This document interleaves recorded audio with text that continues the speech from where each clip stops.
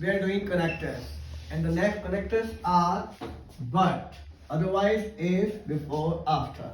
So first we'll take but. Meaning होता है इसका परंतु या लेकिन. एग्जाम्पल देखेंगे, she worked hard but she could not top the class. उसने मेहनत की लेकिन वो क्लास को टॉप नहीं कर पाई.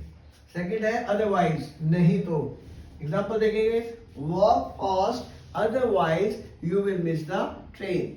तेजी से चलो नहीं तो तुम्हारी ट्रेन मिस हो जाएगी. नेक्स्ट है आपका इफ, यदि. If you work hard you will top the class. ये कंडीशंस को लाता है, कंडीशन क्लॉज भी बोलते हैं इसको. सेकंड एग्जांपल मान सकते हैं जैसे, if you follow me you will get 100% success. Next आपका बिफोर, मीनिंग पहले. एग्जांपल देखेंगे, the patient had died before the doctor came. Patient मर चुका था डॉक्टर के आने से पहले. नेक्स्ट है आपका आफ्टर.